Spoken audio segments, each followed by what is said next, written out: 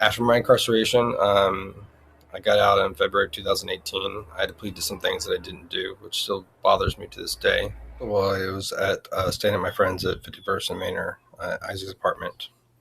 There was this one night where he left, and every time he left the apartment, shit would like escalate. Then I would see like these red lights or purple lights, or usually they're red. There can also be blue and green and other colors as well. But I was on the couch in he's a one bedroom apartment. I was on his couch in his living room, and he has some of my artwork. If you look at some of my pictures, you'll see the Marinkina old liquor poster that has a green devil on it. He's holding a bottle. Um, that was hanging right, like I was lying on the couch like this long ways, and then up that way was a Marinkina poster. And immediately when he left to go drive for Lyft, all this red light flooded the apartment, and a lot of these they weren't quite like laser beams, but like you can think of them as like laser beams. They weren't quite that strong, but they show up in the video, and it's important when you watch this video. I'll put a clip here in a minute. It's important that when you look at it, my eyes saw that unaided. It is not camera noise, Dad, or Tim, or anyone else. It is not camera noise. The red light flooded the room, especially over the poster, and this distortion happened right in front of the face. Now, I'm not saying that the print changed itself. I don't think there's a ghost or some supernatural thing happening. But there was a beam coming in, hitting the wall. I don't know which direction it was coming in, but it's hitting the poster right around the face. I mean, it was all over the place, but there was a strong concentration. A lot of times when you watch my videos, you'll see like these little swirly points, like vortexes. There's one right over his face. And I literally saw his face change or morph with a projection on top of it. I don't think it was just a distortion, but it changed. And this is evidence of projection mapping, because it recognized the face and it put other faces on top of it. It even removes the head entirely at some point, and it makes him look like he's decapitated. The video doesn't do it justice, but it's still a good video of evidence showing what my eyes saw. It actually was much more elaborate in person. It was much clearer in person with my eyes. But it wasn't just his face that changed. Everything else changed. He has slippers on in it. They added a heel in some points to his shoe. That's evident of projection mapping. So this does go beyond probably the police. I don't know what it is, but it's like it's a study, or it's a practice run, or it's beyond the practice run of of the capabilities of these devices, because they can literally put things on other things. And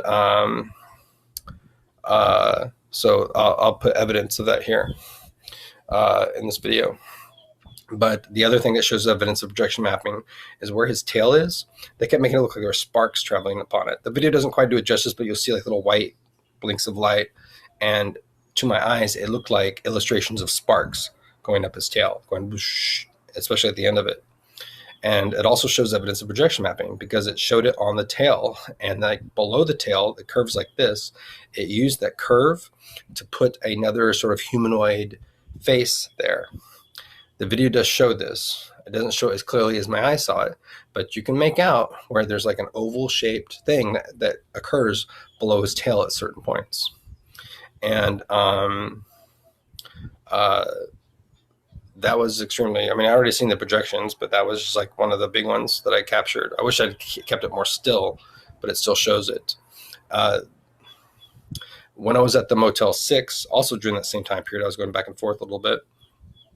But in March and part of April, when I was at the Motel 6, the projections were happening there like a motherfucker.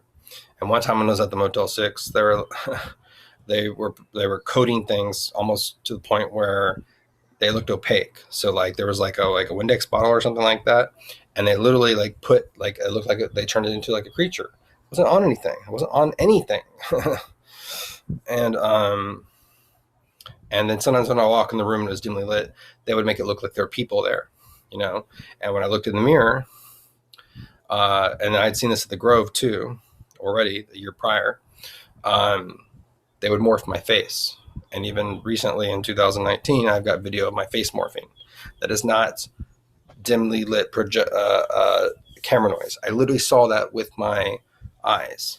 Like you can literally see in a lot of these videos, even when I was at the Manor house, where I take pictures of my face, and like when I move, you'll still see what look like eyes. That's not like latent. That's not like a latency thing. They literally project things onto my face or onto the reflection. I'm not sure, like, if it's on the reflection or if it's on my face. They can do both. And when I move, the projection stays there. So I assume that that's on the reflection when that happens. But they can also do projections in the air when these waves come down. They can project onto the distortions. They can project onto that. So they can literally put holograms like in the middle of the room. I've seen them lit up that look like neon lights, and I wish I had gotten evidence of that. And they used to do this thing where like I would walk closer to it, like at the Motel 6. The holograms or whatever would like shrink, like the closer I got to it, which is weird. But I saw them outside Isaac's apartment. I saw like these holograms. They look like 3D objects that were almost lit up, like almost neon, but not quite that bright. Almost like there were Christmas lights on them, but not really. And I could see like a 3D shape, but they only had part of it, like the opaque parts or the brightly, it looked like I could see the shape, like the outline of it, almost like Wonder Woman's invisible jet, but then only part of it would be lit up.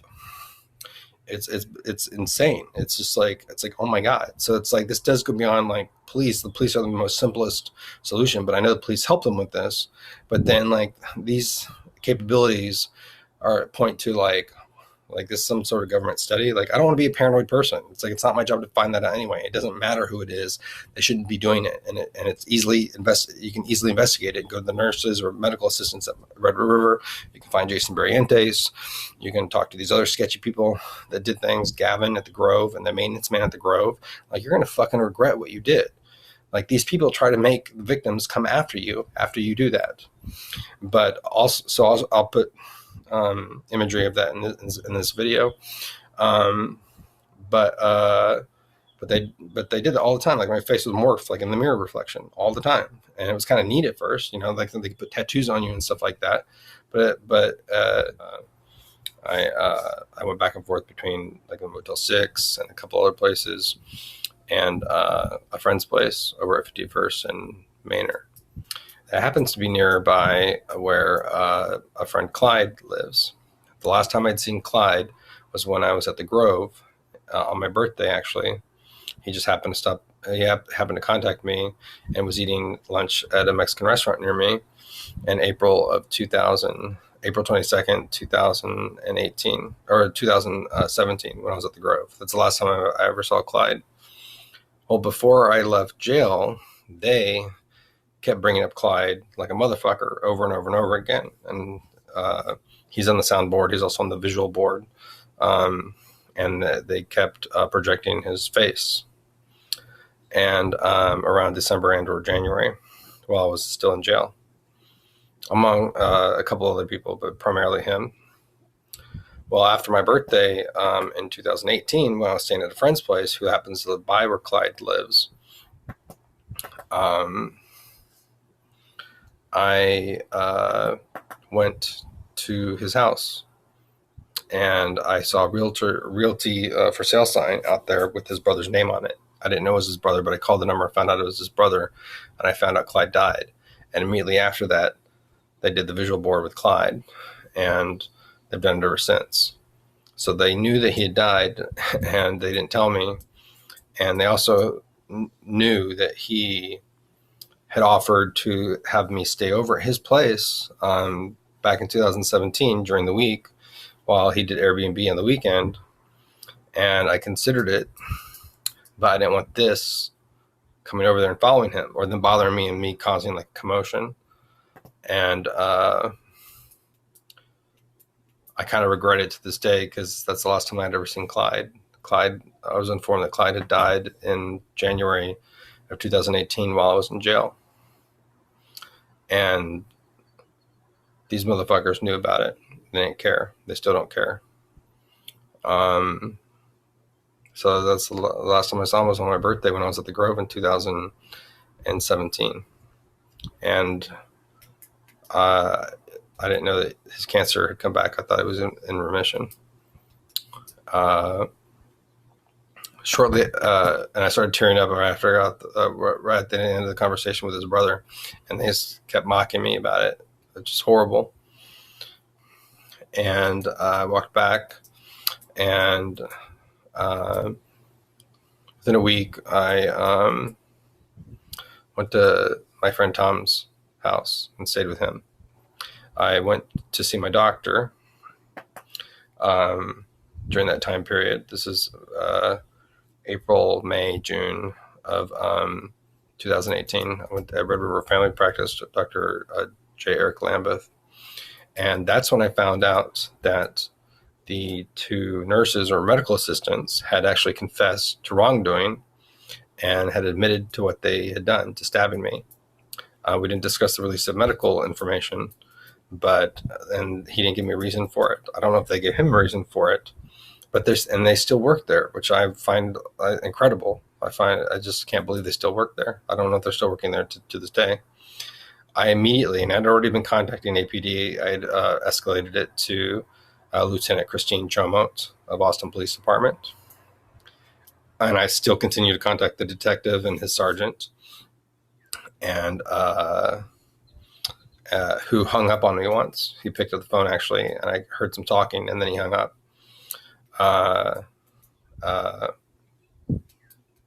So that would be a regret for him, that he never, well, for all of them, for not returning my calls. So they'll never work in law enforcement again, and they might go to jail, depending on how negligent they were and how complicit they were in this, which I've always assumed that they weren't.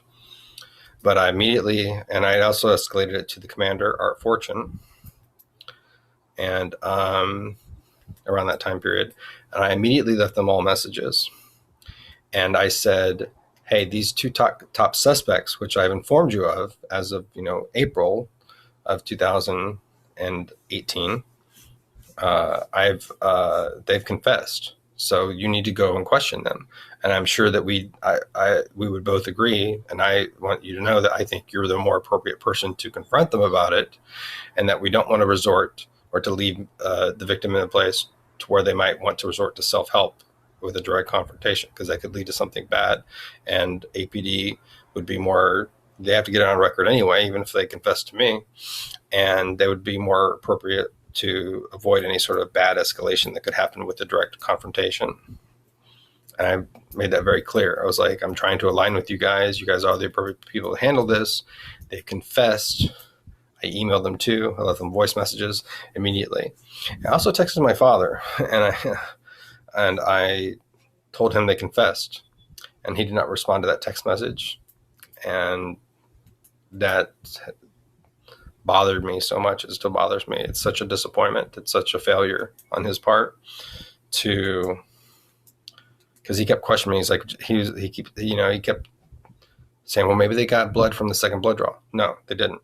And I was like, they confessed wrongdoing. They admitted to doing it. I was like, you don't think this is related to what I'm going through? Like, that would never happen to anyone in their entire life. And this involved two staff members. And my dad kept questioning my recollection of it. And I'm like, Dad, I don't have a problem with my memory. I wasn't high. Even if I was high, I wouldn't have a problem with my memory, but I wasn't. And I was like, they confessed wrongdoing. And he didn't respond to that. And I was so hurt by that. I'm still hurt by it.